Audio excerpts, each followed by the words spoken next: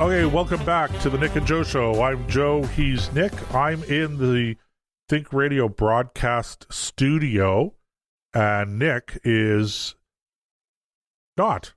He's calling in remotely tonight, and Nick is a real person. He's not although he does sometimes get knotted up, but that's usually when he's upset about something. Does he ever? And there are things to be upset about. And, we're going to talk a little bit. I guess it's a good time to give a little bit of a teaser. Segment 3 at the top of the hour. Nick, we're going to talk a little bit about the movement that's growing in momentum to cancel Canada Day celebrations. I want to say Dominion Day because I'm still a Dominion Day type of guy, but whether it's Dominion Day or Canada Day, there's a growing movement to cancel, and we're going to get into that. We're not going to get into it now. We're going to get into that in the third half hour of the show. So make sure you stay tuned. So stick around for that. Stick around. But in the meantime, Nick, that's right. In the meantime, this Bill C10. Why don't we talk a little bit about that? Well, for the listener who isn't aware of it, C10, Bill C10 is supposed to amend the Telecommunications Act to protect Canadian heritage. That's the umbrella under which the federal government put it. The Conservatives are saying is an attack on free speech, and that we have to fight this tooth and nail because this will limit what you can see and where you can go and what you can post on the internet. And, they're making a huge deal about this. And they may be right. I don't know. I don't know the bill well enough. I've just had a cursory look at it. And the thing about the bill is a lot of times it isn't what's in the bill. It's what isn't in the bill and the latitude that allows for interpretation later on. So it might start out okay, but like many things that start with good intentions, they can be twisted and taken out of like if you had someone who's absolutely benign, a brilliant leader, and had nothing but altruistic tendencies for the people he leads, a lot of people might say, well, let's make him king for life, okay, or let's give him this particular power. Well, that's fine in his hands, but what happens when the next guy comes along? Maybe he's not as altruistic. So in other words, you're giving power, you're setting up a situation where it might work under these particular circumstances, but used incorrectly or with malice, we could do tremendous damage. And I think that has to be considered in this case. Like, does the government really need to overhaul this law? And are the Conservatives on the right page? Like, when history looks back on this, are they going to look at them as a bunch of raving lunatics that cry wolf too often? Or are they going to say, yeah, the Tories had it right? What's your assessment of the situation, Joseph? Well, I'm opposed to Bill C10, and I'm opposed to it. C10, yeah. Yes, C10. I'm opposed to it because I just think it takes us in the wrong direction. I don't necessarily share the sky is falling, we're being attacked by wolves and lions rhetoric that's coming out of the Conservatives. I think what they look at is they say, okay, this bill provides some degree of regulatory power to agencies such as the CRTC, and as a consequence of that, it could be abused. And my answer to that is yes, you're right. But I think that the real problem that nobody's talking about is the whole idea of whether or not the government should be regulating any kind of speech. And, this really brings us into the whole subject of trying to start out by outlawing hate, quote unquote, and then to develop policies that are designed to eradicate hate. And, I think my attitude about that, Nick. I think that things like racism, and other forms of hatred. And racism is not necessarily motivated by hate. Okay, racism by definition means considering that people have innate differences in character, etc., as a consequence of their racial difference, the color of their skin, principally. And that itself is a silly idea, but you don't necessarily, it doesn't necessarily have to be motivated by hate, is what I'm saying. But to the degree that it is, okay, this notion that we're going to create rules and regulations and laws that are going to outlaw hate. We're going to stamp it out, eradicate it completely, simply by having these laws and enforcing these laws. And, look, I have some really bad, perhaps even disturbing news for everybody out there, the whole woke crowd that is pushing for these kinds of things. And that is this. Hate is an emotion. It's a human emotion. And you're not going to be able to eradicate human emotions without, any more that you're not going to eradicate hate any more than you can eradicate happiness or joy or sadness or anger, for that matter. Yeah, or sadness or any other emotion. Yeah, it's an emotion. So, and the best thing that we can do is we could teach people how to... It's one of these things that the folly of it, this is why running government policies... Oh, we lost you a little bit, Nick, there. Can you shake your plug a little bit just to make sure that it's plugged in properly into your computer?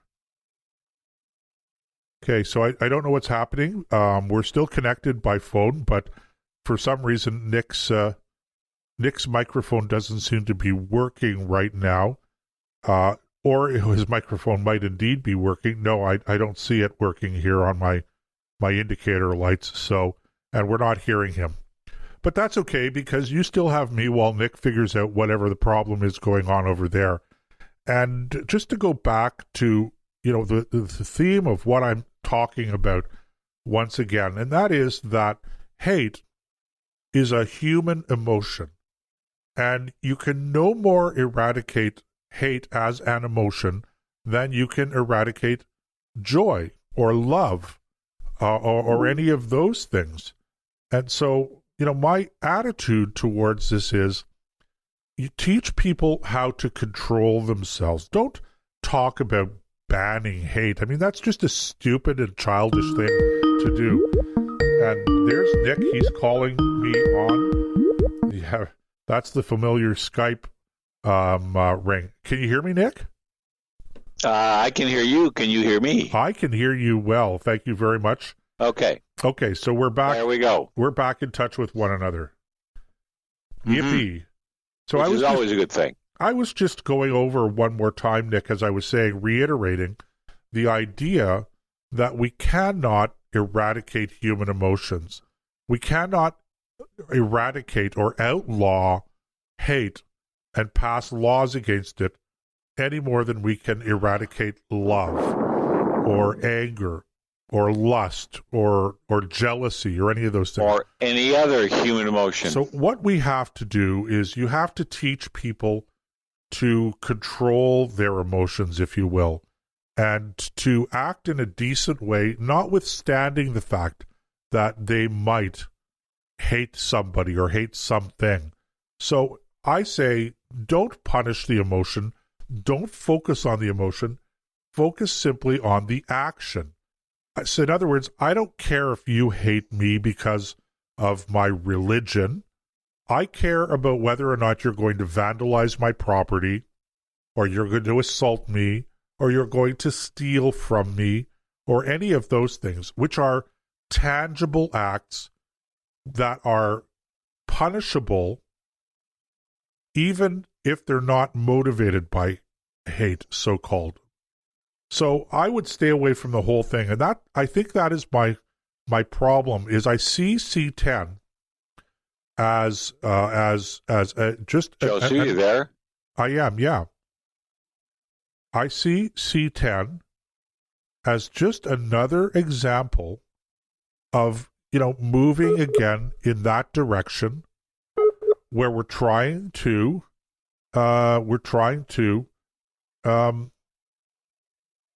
basically what we're trying to do is we're trying to outlaw, basic human emotions. And I know I'm repeating myself, but, there it is. I don't know what else to say to it. So that's a problem. Yeah, it is, because you cannot eliminate human emotion. It's part of our psyche. We have emotions for reasons.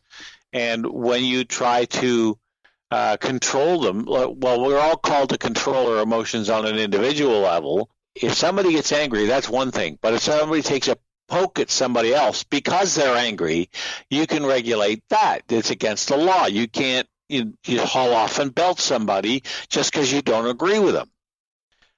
So this whole idea of controlling human emotions, and something, it's something that the left does better than any other group I know of, where they will take something and they will use emotion to fire up the imagination of impressionable people who don't have any of, they don't stop and actually think things through, and especially younger people, because they're so emotional to begin with. And that's just one of the things they do. So to get back to the Bill C10 thing,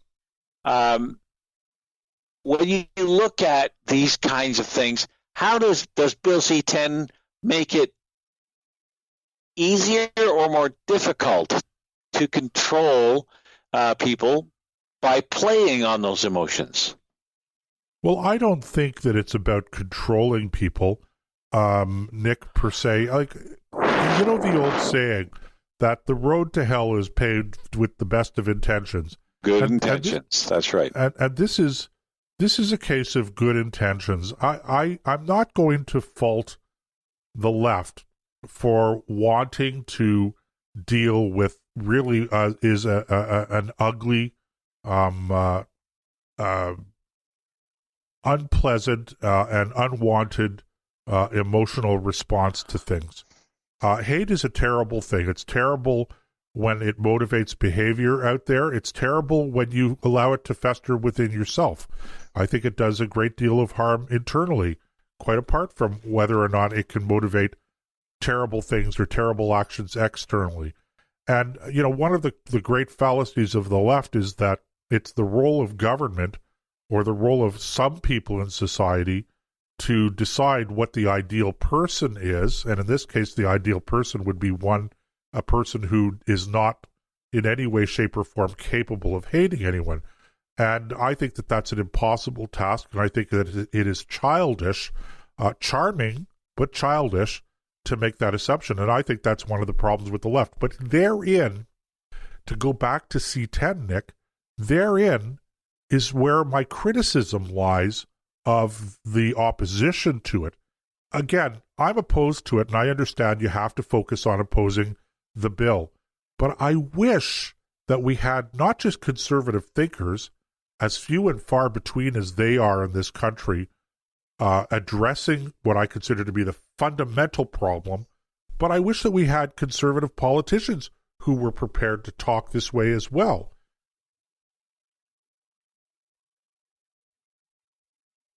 And to say, what is it that you want to do with this bill? You want to eradicate hate?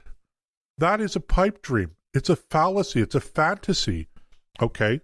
It's a child's dream that you're going to be able to reshape through the legislative process